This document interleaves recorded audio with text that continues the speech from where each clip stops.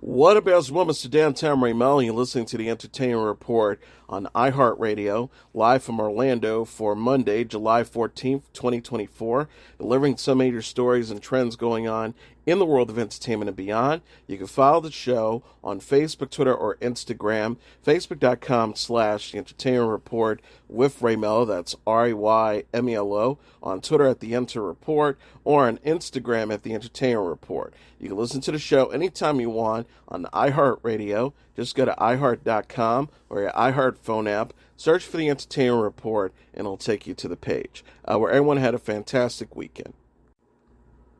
Comedy Central has announced that The Daily Show will go dark Monday and the rest of the week's shows will be taped in New York instead of Wisconsin, where the Republican National Convention will be held.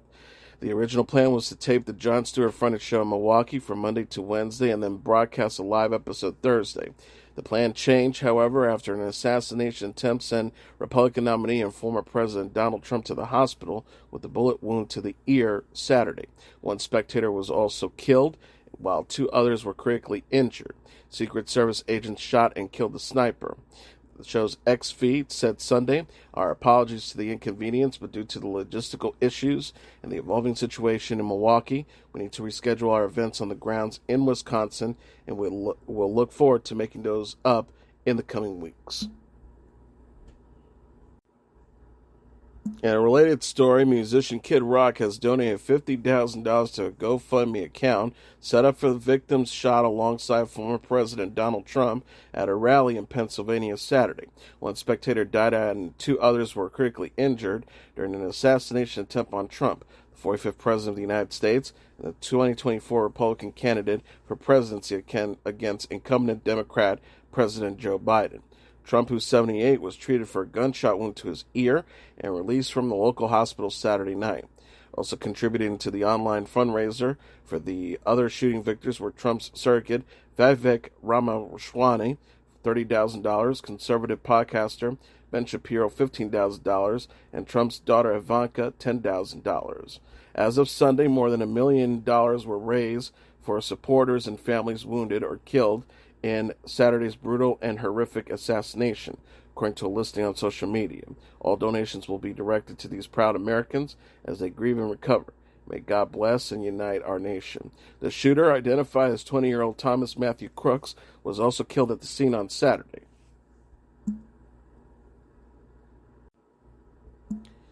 Shannon Doherty, the Beverly Hills 90210 and charm icon, has died after a long battle with cancer. She was 53. She was diagnosed with breast cancer in 2015. She beat it, but it returned in 2020. In 2023, she announced that it spread to her brain. Doherty's longtime publicist, Leslie Sloan, said in an exclusive statement to People magazine on Sunday, "It is with a heavy heart that I confirm the passing of Shannon Doherty. On Saturday, July 13th, she lost her battle with cancer after many years of fighting the disease. The devoted daughter, sister, aunt, and friend were surrounded by her loved ones as well as her dog Bowie. The family asked for their privacy at this time so they can grieve in peace." The Tennessee native was also known for her roles in the TV shows Riverdale, North Shore, Little House on the Prairie, Father Murphy in Our House, and in films Heathers, Girls Just Want to Have Fun, and Mallrats. Doherty was 53. In a related story, Jenny Garth, Jason Priestley, and Brian Austin Green are mourning the weekend death of their former Beverly Hills 90210 co-star Shannon Doherty. Doherty lost her battle with cancer on Saturday. Garth wrote on Instagram Sunday, "I am still processing my tremendous grief over the loss of my longtime friend Shannon, the woman I have often described as one of the strongest people I have ever known. Our connection was real and honest.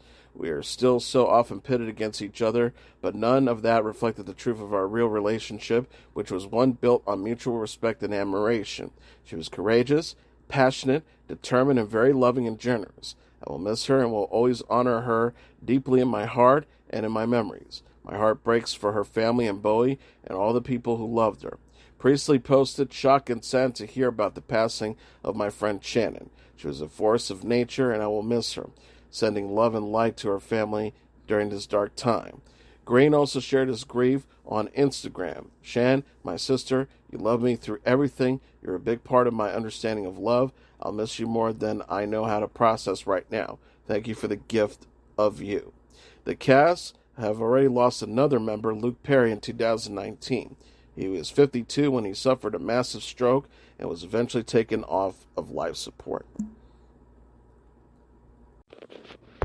Fitness guru, television personality, and author Richard Simmons died a day after his 76th birthday. ABC reported Saturday that the Los Angeles Police Department responded to a 911 call after Simmons' home after his housekeeper discovered Simmons unresponsive. TMZ said a fall Friday is believed to have contributed to his death, and foul play is not suspected at the time. Simmons was active on social media platform X on Friday, posting, "Thank you. I never got so many messages about my birthday in my life. I'm sitting here writing emails. Have a most beautiful rest of your Friday. Love, Richard." Beloved for his positive spirit and outrageous costume workout gear, Simmons was a prolific cookbook author and fixture on the talk show circuit in the 80s and 90s when he was at the height of his fame. He led exercise classes across the U.S. and headlined fitness videotapes like Sweating on to the Oldies, Party Off the Pounds, Blast Off, Pump and Sweat, Tonin' Uptown, and Tonin' Downtown. Simmons also played a fictionalized version of himself on dozens of episodes of the soap opera General Hospitals. His other screen credits include What Women Want, Hercules Zero to Hero, All My Children, Evening Shade, and The Larry Sanders Show. Health issues kept him out of the spotlight for about a decade, but Simmons would pop up on social media every once in a while to say he was doing well and just wanted to leave a private life. Earlier this year, he objected to plans comedian Pauly Shore had to star as him in a feature-length biopic. Shore wrote in a statement on X Saturday, "I just got word, like everyone else, that the beautiful Richard Simmons has passed. I hope you're at peace and twinkling up in the heavens. Please give my mother Mitzi and my father Sammy a big hug and a kiss from me. You're one of a kind, Richard. An amazing life, an amazing story. They broke the dolphin shorts when they made you. Rest in peace, my friend. Rest in peace." In a related story, Jane Fonda memorialized fitness guru Richard Simmons in an Instagram post she shared on Sunday. She wrote, "Richard Simmons always wanted people to feel good and happy. He would go out of his way to make people happy. I often wonder if nobody had made him happy when he was a little boy." She went on to recall the generosity that the television personality and author often displayed. She wrote, "He was generous. He gave of himself, of his time, to make people happy. He once popped out of a huge cake at the launch of some Jane Fonda workout event. That was generous." She remembered her last lunch with Simmons and his partner, saying that she missed his presence in her life. She wrote, "I hope he felt the love so many were sending him these last few years." Despite stepping out of the spotlight to handle health issues, Simmons expressed his appreciation for the love he had been receiving as he turned 76, and many have shared heartfelt messages online to honor his passing. Gloria Gaynor, the disco queen, wrote, "He brought so much joy, happiness, and life-changing moments to so many through his unstoppable drive to make positive differences in people's lives." And fitness star Denise Austin said that she was heartbroken to learn about his death. She wrote on Instagram, "He is someone I have known and started the aerobics business with over 40 years ago. Every time we were together, we had so much fun, filled with hugs, laughter, and tears. I'll never forget Richard singing through the hallways, hugging my daughters, and even to sending me a letter when my mom passed." And actress Ricky Lake called him an international treasure. Simmons was 76. The famed sex therapist Dr. Ruth Westheimer, who counseled generations about relationship on TV and the radio, has died at the age of 96. Their family said in a statement Saturday, the children of Dr. Ruth K. Westheimer are sad to announce the passing of their mother, the internationally celebrated sex therapist, author, talk show host, professor, and orphan of the Holocaust. The German-born psychiatrist publicist Pierre Leo said she died Friday at her home in Manhattan. The cause of her death has not been disclosed. Westheimer moved to the U.S. in 1956 and worked in academia until 1980 when her segment Sexually Speaking on New York's WYNY radio network became a pop culture touchstone. She later hosted the Dr. Ruth Show and Good Sex on television and was a popular guest on late-night talk shows. She also wrote 60 books. New York Governor Kathy Hochul named Westheimer the state's honorary ambassador to loneliness in 2023. She said, Anka Pavidovich, who wrote a sex column on Detail magazine, said, Dr. Ruth took the shame out of sex by emphasizing love and pleasure in its place, and she had that great giggle. She influenced a whole new generation of women to pursue the field. Westheimer is survived by her 2 children and 4 grandchildren. The family intends to hold a private ceremony funeral for her. Westheimer was 96. The actor James B. Sinking, the prolific Emmy-nominated actor known for his roles on Hill Street Blues and Doogie Howser, M.D., died on July 13th of dementia. He was 90. Sinking died in his Los Angeles home, where his publicist Cynthia Snyder told Deadline that the actor was surrounded by family in his final moments. Snyder said in a statement, in a remarkable career, Sinking's wonderfully exciting face gave us drama, comedy, tragedy, and hilarious farce. His career spanned over 6 decades in television, film, and on stage. His talent, integrity, and imagination intrigued and delighted audiences. Sinking earned an Emmy nomination in 1984 for playing the gung-ho SWAT leader, Lieutenant Howard Hunter, on Hill Street Blues during the show's full 1981 to 1987 season, and co-starred the title character's father, Dr. David Howser, on Doogie Howser, M.D. from 1989 to 1993. He was also a regular on Brooklyn South from 1997 to 1998 and appeared on such shows as Rawhide, Bonanza, Starsky and Hutch, The Rockford Files, Turnabout, General Hospital, and Curb Your Enthusiasm. On the big screen, Sinking starred alongside Frank Sinatra in Von Ryan's Express in 1965 and Elvis Presley in Charro in 1969, as well as films like Ordinary People, Scorpio, Star Trek III: The Search for Spock, The Pelican Brief, Fever Pitch, and Maid of Honor. Sinking was 90. The complete cast list of NCIS spin-off Tony and Ziva was released on Monday. In a press release, Paramount Plus announced Isa Gill, Amita Suman, Maximilian Oznitzky, Nemesia Benchio, Julian Ovenden, Terrence Maynard, Laura Rossi, and James Darcy as new series regulars. Original NCIS stars Cota de Pablo and Michael Weatherly were previously confirmed to reprise Ziva David and Tony DiNozio, respectively. The official synopsis reads, NCIS Tony and Ziva picks up after Ziva's supposed death when Tony left the NCIS team to go raise their daughter. Years later, Ziva was discovered alive, leading her to complete one final mission with NCIS before she was reunited with Tony and their daughter in Paris. The latest iteration of the franchise follows that family as they run from attackers. Filming is now underway in Budapest. According to the press release, Gill will play Tony and Ziva's 12-year-old daughter, Tali, who is sick of being treated like a child. The series will include 10 episodes. NCIS has already renewed Season 22 after 1,000 episodes of the franchise. Netflix released the first teaser for the animated series Terminator Zero on Monday. Premiering globally on August 29th, the 8-episode show features Sonia Mizuno as the voice of Eiko, the resistant fighter sent back in time to stop Skynet's impending attack on humanity, and Timothy Oliphant as Terminator. The voice cast also includes Andre Holland, Rosario Dawson, and Ann Dow. The synopsis reads, 2022, a future war has raged for decades between the few human survivors and an endless army of machines.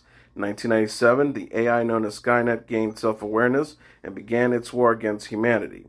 Caught between the future and this past is a soldier sent back in time to change the fate of humanity.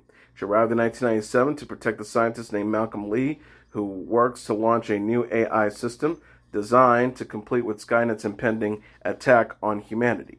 As Malcolm navigates the moral complexities of his creation, he is hunted by an unrelenting assassin from the future who will forever alter the fate of his 3 children. Arnold Schwarzenegger famously played the title character in a series of live-action Terminator movies dating back to 1984.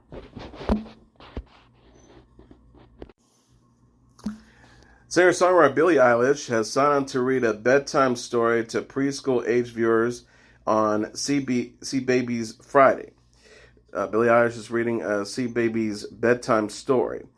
Eilish said in a statement Monday, "My favorite thing in the world as a child was a bedtime story, and I would be upset if I didn't get one. I had a lot, and I loved them all.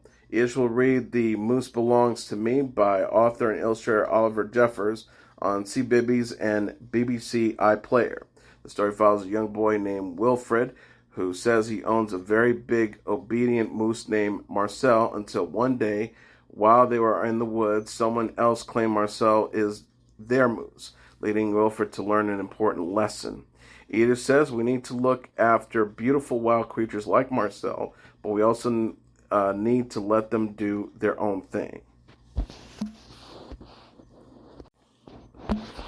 Pop star Taylor Swift's Tortured Poets Department is the number one album in the United States for an 11 consecutive week. Coming in number 2 on the Billboard 200 charts dated Saturday is Morgan Wallen's One Thing at a Time, followed by Megan Thee Stallion's Megan at number 3, Billie Eilish Hit Me Hard and Soft at number 4, and Chappelle Roan's The Rise and Fall of a Midwest Princess at number 5. Running up the top tier are Wallen's Dangerous, the double album, number 6, Peso Pluma's Éxodo at number 7, Shabuzi's Where I've Been Isn't Where I'm Going at number 8, Noah Kahan's Stixies at number 9, and Beyonce's Cowboy Carter at number 10. And finally, Steve Carell's animated adventure Despicable Me 4 is the number one movie in North America for a second weekend, earning an additional $44.7 million in receipts, BoxOfficeMojo.com announced on Sunday. Coming in at number 2 is Long Legs with $22.6 million, followed by Inside Out 2 at number 3 with $20.7 million. A Quiet Place, Day 1 at number 4 with $11.8 million, and Fly Me to the Moon at number 5 with $10 million. Running up the top tier are Bad Boys, Ride or Die at number 6 with $4.4 million, Horizon and American Saga Chapter 1 at number 7 with $2.4 million, Maxine at number 8 with $2.1 million, Sound of Hope, The Story of Possum Trot at number 9 with $1.3 million, and The Lion King at number 10 with $1.1 million. And that is your entertainment report for Monday, July 15th, 2024. I'm your host, Mr. Downtown Melo. I'll be back tomorrow to deliver some major stories and trends going on in the world of entertainment and beyond. You can follow the show on Facebook, Twitter, or Instagram. Facebook.com/The Entertainment Report with Ray Melo. That's REYMELO. On Twitter at The Enter Report, or on Instagram at The Entertainment Report. You can listen to this episode or any previous episodes of The Entertainment Report anytime you want on iHeartRadio. Just go to iHeart.com or your iHeart phone app, search for The Entertainment Report, and it'll take you to the page. Good night, and God bless you all.